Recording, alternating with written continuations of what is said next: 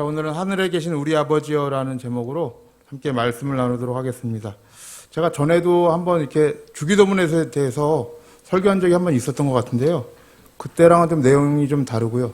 지금 청년부에서 제가 기도에 대해서 말씀을 지금 주제로 전하고 있습니다. 그래서 연장선상으로 오늘 이렇게 계속 주기도문에 대해서 함께 말씀을 나누려고 합니다. 이 기도라는 것이 참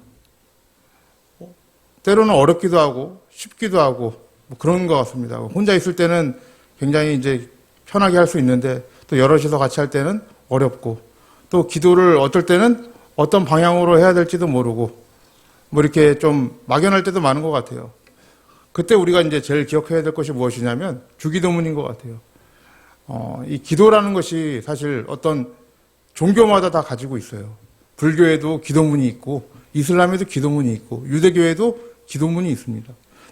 그 기도문들을 좀 읽어보면은요, 이게 그 종교마다 어떤 색채가 달라요. 그것을 우리는 정체성이라고 얘기할 수 있잖아요. 그래서 종교마다 그 추구하고자 하는 정체성이 다른 거예요. 근데 우리도 이 기독교도 추구하고자 하는 그 정체성을 확실하게 알기 위해서는 여러분들 다른 어떤 기도문보다 예수님께서 우리에게 가르쳐 주신 기도가 제일 확실할 줄로 믿습니다. 그래서 우리가 이 주기도문을 같이 함께 말씀을 나누면서 기도는 어떤 방향으로 해야 되는지에 대해서 조금 생각을 해봤으면 좋겠어요. 그래서 주기도문의 이 내용을 오늘 우리가 좀 보면은 이렇게 생각할 수 있을 것 같아요. 이 기도는 세상과는 좀 다르죠? 세상 사람들이 할 수 있는 기도는 아니잖아요. 바깥에 있는 제 친구들이 하늘에 계신 우리 아버지 하고 기도하는 사람들은 거의 못 봤고, 아버지의 이름이 거룩히 여김을 받으시오며, 이런 식으로 이렇게 기도할 수는 없는 것 같아요.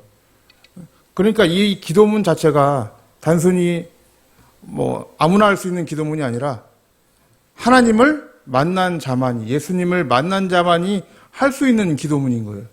그러니까 이 기도문의 내용들을 보면은 굉장히 육적인 내용이라기보다는 영적인 내용이죠. 하나님에 관련된 내용들이 가득 차 있어요. 그래서 영적인 내용으로 우리가 좀 생각을 했으면 좋겠어요.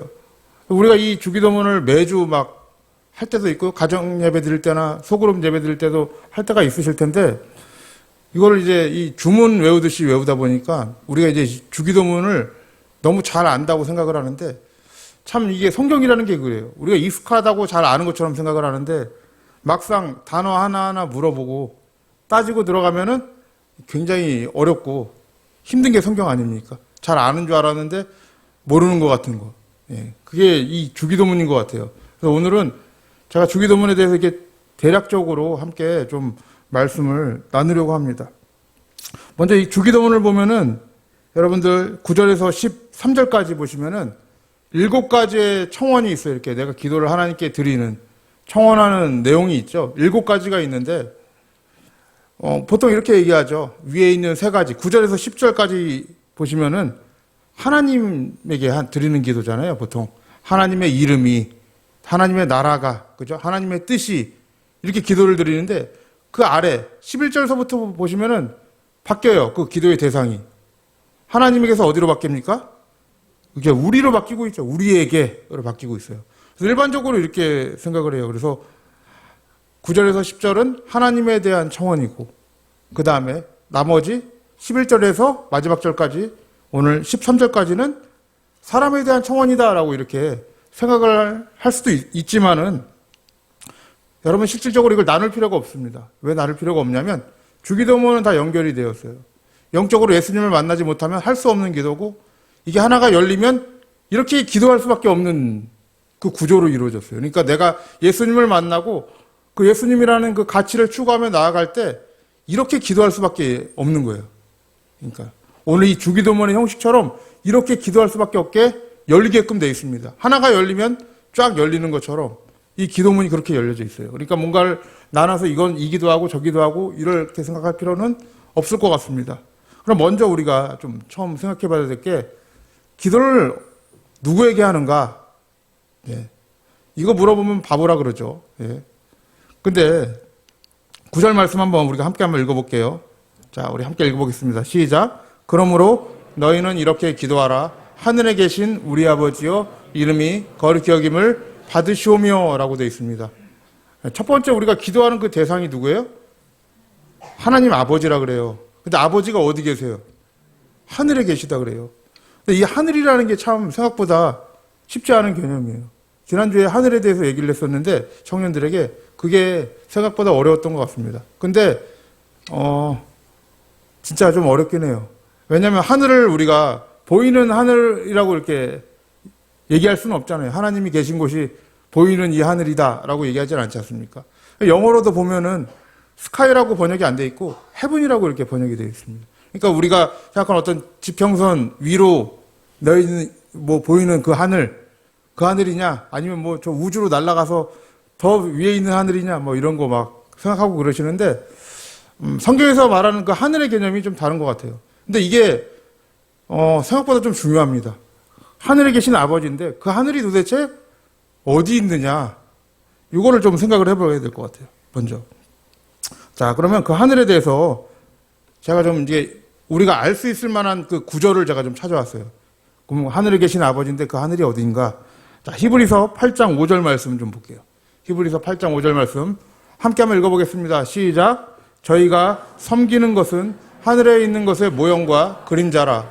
모세가 장막을 지으려 할 때 지시하심을 얻은 것 같으니 가라사대 삼가 모든 것을 산에서 내게 보이던 본을 쫓아 지으라 하셨느니라. 좀 띄워주세요 이거. 자 저희가 섬기는 것은 뭐라고 얘기를 해요? 하늘에 있는 것의 모형과 그림자래요. 그럼 하늘에 있는 것의 모형과 그림자 이게 뭡니까? 그 뒤에 설명이 되어 있죠. 모세가 장막을 지으려 할 때 지시하심을 얻은 것 같다라고 얘기를 합니다. 이건 뭐겠어요? 구약의 성막과 그다음에 뭐 성전을 상징하는 거죠. 성전 얘기하시면 돼요. 생각하시면 될 것 같아요. 그러면 구약의 이 성전이라는 것은 뭘로 주신 거예요, 우리에게?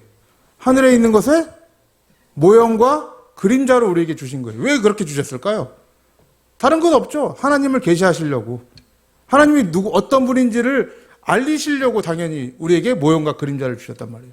근데 이 땅에 있는 이 성전은 하늘에 있는 것의 모형과 그림자로 우리에게 주어지신 거란 말이에요. 그러면 진짜 성전은 하늘에 있다는 거죠, 여러분. 왜냐하면 여긴 구약의 성전이니. 구약의 성전은 하나님께서 이렇게 보여주셨으니까. 그럼 하늘에 있는 것, 진짜 실체는 있다는 거죠, 여러분들. 그 하늘이라는. 그러면 하늘은 무엇을 담고 있냐면 다르게 얘기하면 성전을 담고 있다고 생각하시면 될 것 같아요. 성전과도 같다. 하늘 성전이다라고 생각을 할 수 있을 것 같아요. 자, 그 하늘 성전이 어떤 성전인지 좀 보세요, 그러면.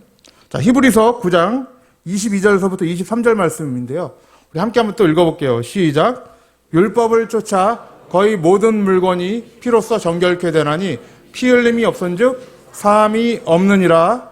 그러므로 하늘에 있는 것들의 모형은 이런 것들로 정결케 할 필요가 있었으나 하늘에 있는 그것들은 이런 것들보다 더 좋은 제물로 할지니라라고 그래요. 23절 좀 띄워주시고 22절에 보면 율법을 쫓아서 이렇게 모든 것이 정결하게 되었다라고 얘기를 합니다. 근데 그런 것들은 뭐라 그래요?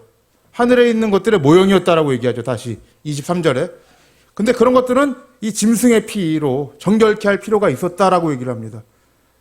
근데 진짜 하늘의 실체는 이런 것들이 아니래요. 이런 것들보다 더 좋은 제물로 한대요, 여러분들. 근데 이거 여러분, 이 비교급 같지만은, 헬라어를 보면은 비교급이 아니라 최상급이에요. 그러니까 가장 좋은 제물로 할 거라, 이렇게 얘기를 기록하고 있어요. 그럼 하늘에 있는 성전은 이런 염소와 피가 아니래요. 그럼 무슨 제물로 할까요, 여러분들? 거기에 다음 절에 기록이 되어 있어요. 9장 24절, 히브리서 9장 24절에서 26절까지의 말씀, 어떤 제물인지를 좀 우리가 함께 보겠습니다. 자, 히브리서 9장 24절은 안 나왔나요? 예. 제가 읽어드릴게요. 자, 24절. 그리스도께서는 참것의 그림자인 손으로 만든 성소에 들어가지 아니하시고 오직 참 하늘에 들어가사 이제 우리를 위하여 하나님 앞에 나타나셨다라고 해요. 그럼 더 가장 좋은 제물이 뭐예요, 여러분들? 24절에서 그리스도란 말이에요, 여러분. 그리스도는 가장 좋은 제물이시고 우리가 손으로 만든 성소에 들어가지 않으시고 어디로 들어가셨대요? 24절 띄워주시면 참 하늘에 들어가셨다라고 얘기해요. 참 하늘에 들어가셔서 이제 우리를 위하여 어떻게 하셨다? 나타나셨다는 거예요. 우리의 제물이 되셨다는 얘기입니다. 다른 말로 하면 하나님과 우리 사이에 그죠? 우리를 위해서 제물이 되셔서 나타나셨다라는 거예요. 그걸 뭐라고 얘기하냐면 하늘 성전이라고 얘기해요. 그러면 여기서 여러분들 우리가 좀 생각해 봐야 될 게 하나님이 말씀하시는 이 하늘은 우리가 생각하는 것처럼 어떤 장소적인 개념만 있는 건 아니에요, 여러분들. 우린 자꾸 그 곳을 생각을 하잖아요. 그러니까 그곳이 도대체 어딘가. 마음속으로 막 그럴 거 아니에요. 근데 예수께서 이루신 그 성전 가지고 그걸 뭐라고 얘기하냐면 하늘 성전이라고 얘기하는 거예요. 하늘로 올라가셨다. 그래서 그 그리스도가 올라오심으로 인해서 무엇이 완성되냐면 하늘의 그 참 실체가 완성이 되었다라는 거예요, 여러분들. 자, 25절 말씀 다시 한번 볼게요. 그냥 25절. 대제사장이 해마다 다른 것의 피로써 성소에 들어가는 것 같이 자주 자기를 드리려고 아니할지니 26절. 그리하면 그가 세상을 창조할 때부터 자주 고난을 받았어야 할 것이로되 이제 자기를 단번에 제사로 드려 죄를 없게 하시려고 세상 끝에 나타나셨느니라 라고 얘기하는 거예요. 그래서 여러분들 이 성전이나 이 하늘이라는 것은 이 성전을 담고 있는 거예요. 여러분들 구약의 성전 한번 생각을 해보세요. 구약의 성전이 뭘로 구성되어 있어요? 번제단 있죠. 마당 뜰에. 그 다음에 안에 성소가 있어요. 성소는 성막 있죠. 성막은 둘로 나눠져 있죠. 뭐로 나눠져 있어요? 성소와 지성소로 나눠져 있어요. 다들 아시네요. 그러면 성소와 지성소 사이에는 뭐가 가로막고 있습니까? 휘장이 가로막고 있어요. 그래서 아무나 못 들어가죠. 성소는 여러분들 제사장들이 매일 가서 사역할 수 있는 곳이에요. 근데 그 안에 휘장으로 가려진 그 지성소 안에는 뭐가 있어요? 법궤가 있어요. 근데 그 안에는 아무나 못 들어가요. 매년 7월 1일 대속죄일에 대제사장이 백성들의 피를 들고 들어갈 수 있어요. 한 번 들어가는 거예요, 여러분들. 그래서 그 하나님이 계신 그곳, 그럼 법궤는 하나님을 상징하지 않습니까? 하나님의 임재를. 하나님이 계신 그 곳을 뭐라고 얘기하냐면 하늘이라고 얘기하는 거예요, 여러분들. 우리가 하늘에 계신 하나님 이렇게 아버지여 이렇게 기도하는 건 무엇이냐면 하나님이 계신 그곳이 어디예요, 여러분들? 지금 다 얘기했잖아요. 성전이에요, 여러분들. 성전. 성전을 여러분 하늘로 표현하고 있는 거예요. 다르게 얘기하면. 하나님은 어디 안에 거하십니까? 구약에서는 지성소 안에, 성막 안에 거하셨잖아요, 여러분들.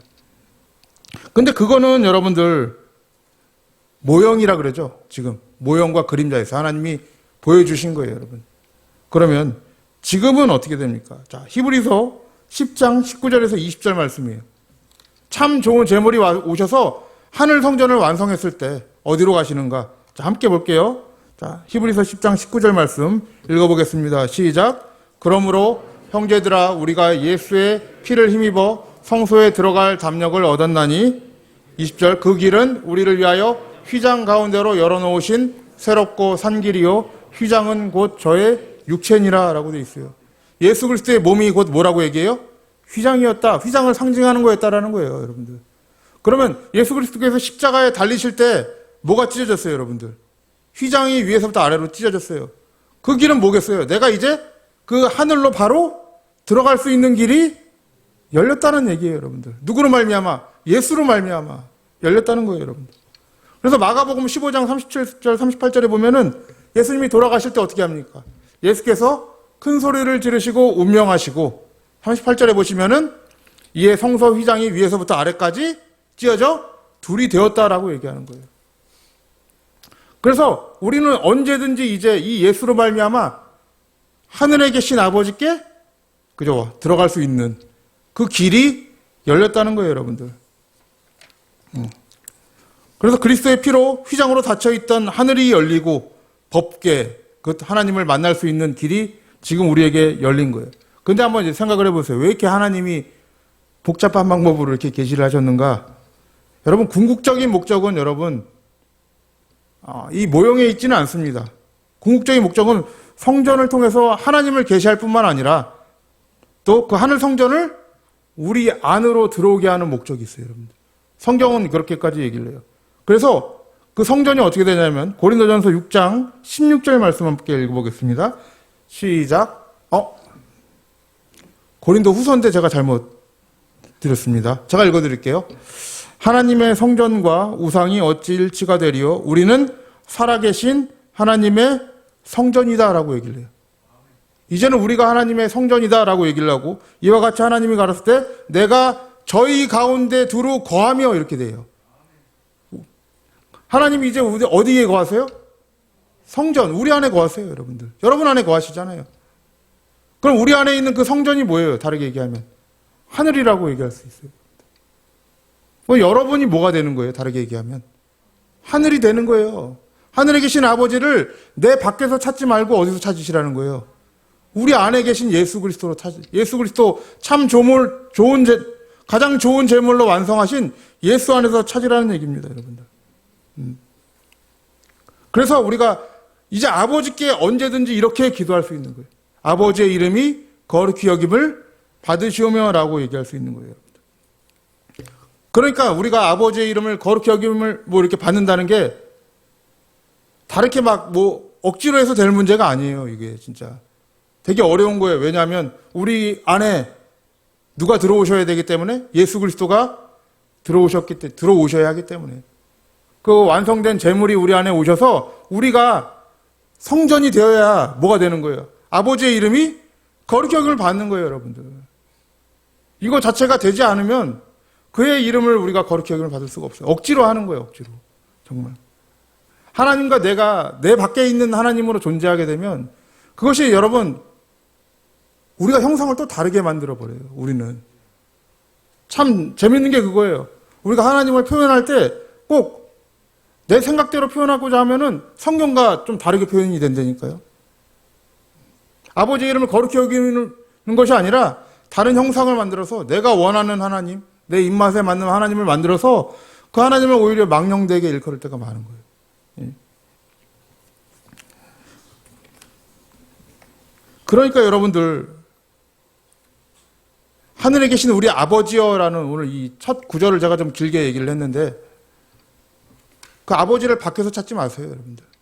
그 하늘을 밖에 있는 하늘로 보지 마시고 예수 그리스도께서 하늘로 들어가셨다고 그러잖아요. 그 성전으로. 근데 우리 안으로 지금 들어오셨어요, 여러분들. 성령께서. 그래서 우리 안에 계신 하나님께 언제든지 기도하시고, 그 기도할 때, 믿음으로 기도할 때 하나님의 이름이 어떻게 돼요? 거룩히 여김을 받는 거예요. 그리고 예수 그리스도로 말미암아 어떤 일이 일어납니까? 아버지의 이름과 나라와 뜻이 이루어지는 거예요. 이게 9절 10절에 나와 있는 내용입니다. 근데 12절 13절 보시면은 여기서 이제 우리에게 하는 기도잖아요. 죄사함과 시험에 들지 않는 것, 악에서 구원하는 것에 대해서 또 기도를 해요. 제가 지금 일부러 11절을 뺐어요. 왜 뺐냐면은 이게 이제 중간에 들어가 있는 이유가 있거든요. 제가 뺀 이유는 아버지의 이름이 거룩히 여김을 받는 것과 또 아버지의 나라가 임하는 것, 아버지의 뜻이 이루어지는 것들, 그리고 우리가 죄사함을 받는 것들 있잖아요. 그리고 시험에 들지 않는 것, 이 모든 것들이 무엇을 통해 이루어지냐면 그 가운데에요, 여러분들. 일용할 양식을 통해 이루어져요, 여러분들.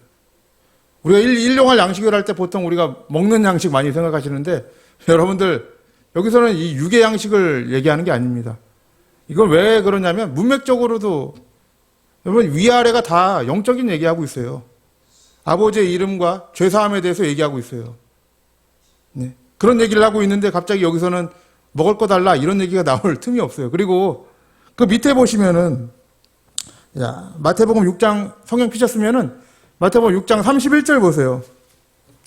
그 아래 문맥이에요, 바로. 그러므로 염려하여 이르기를 무엇을 먹을까? 스크린으로 나오네요. 무엇을 먹을까? 무엇을 마실까? 무엇을 입을까? 하지 말라. 32절. 이는 다 이방인들이 구하는 것이라.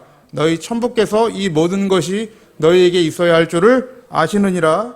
너희는 먼저 그의 나라와 그의 의를 구하라. 그리하면 이 모든 것을 너희에게 더하시리라 라고 말씀하고 있어요. 그러니까 밑에는 무엇을 먹을까 마실까 하지 말라고 해놓고서는 갑자기 주기도문에서는 육의 양식 구하라. 이게 좀 이상하잖아요, 문맥적으로도. 이게 다 예수님이 말씀하신 것인데, 산상수훈이. 이 양식은 무엇이냐면 우리가 얘기하는 육의 양식이 아니라 다 아시죠? 하나님의 말씀인 영의 양식을 상징하는 거예요. 이 하나님의 말씀이 우리 안에 들어올 때 어떤 일이 일어나겠습니까, 여러분들? 하나님의 말씀이 들어올 때 아버지의 이름이 거룩히 여김을 받게 되는 것이고, 그 다음에 아버지의 나라가 임하게 되는 것이고, 아버지의 뜻이 우리 가운데 이루어질 거예요. 뿐만 아니라 이 양식을 통하여 우리에게 어떤 일이 주어집니까? 죄사함이 일어나게 되죠, 여러분들. 우리가 시험에 들 때 이 말씀으로 승리할 수 있어요. 그 영광이 다 아버지께 드릴 수 있는 것은 오직 영의 양식이에요, 여러분들. 그러니까 여러분, 우리가 참 기도해야 될 것이 무엇이겠습니까? 다른 게 아니에요. 날마다 우리에게 하나님의 말씀의 양식을 달라고 기도하셔야 되는 거예요. 구하라, 찾으라, 두드리라. 그래야만 우리에게 무엇을 주신대요?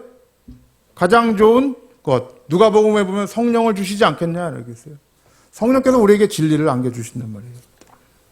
여러분, 요한복음 6장 55절에서 56절 말씀을 보시면은 예수님이 이 양식에 대해 얘기를 하고 있습니다. 자, 양식 우리 함께 한번 읽어보겠습니다. 시작. 내 살은 참된 양식이요 내 피는 참된 음료로다.